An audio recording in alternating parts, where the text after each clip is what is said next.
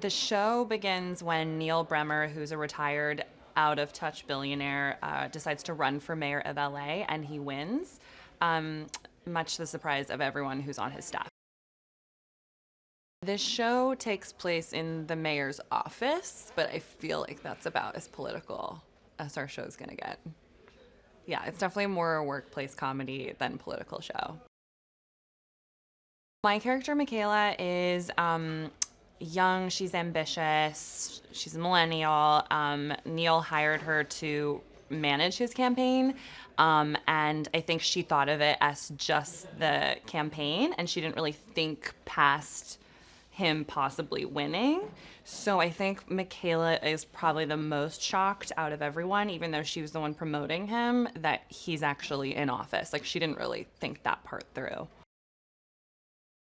Michaela was his campaign manager, but now that he's the mayor, she's his chief of staff, which is, yeah, a huge jump of responsibilities. And she didn't really envision a political life, I don't think. So it's definitely a transition for her that she was not ready for. Michaela's relationship to Neil, I think it's like in ways he's like a weird uncle that doesn't really know what's going on, and she has to like explain how Instagram works to him.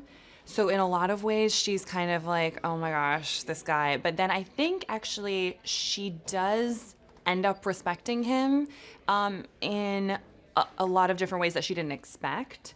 So I think there's definitely respect there, but there's also a lot of like eye rolling as well.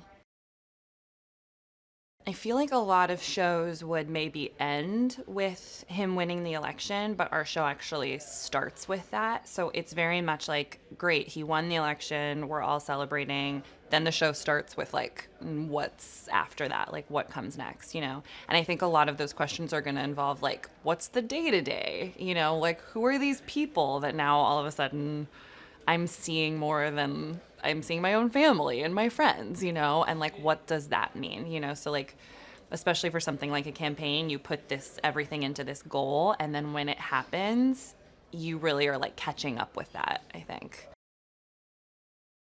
Ted Danson, Bobby Moynihan, Holly Hunter, like these are just the real deal. So yeah, it's going to be just so much fun to kind of work off of them and see what comes up. And I feel like already it's like there are so many different sides to all of them that we're going to get to see. Like, yeah, Holly Hunter, like, is just so fierce and such a beast. And so it's going to be so much fun, like, seeing everyone in this kind of different environment. To get to work on a Tina Fey, Robert Carlock show it's just insane. I'm like, what is going on? What's my life? It's awesome. It's amazing.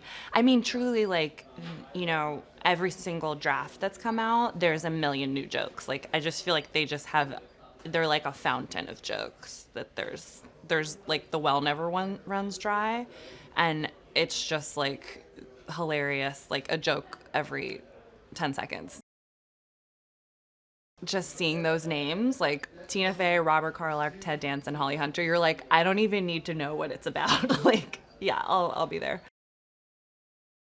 You're reading the script and you're actually laughing out loud, like alone in a room, and that's when you know that it's A, it's special, and B, that like, you know, you want to be a part of it.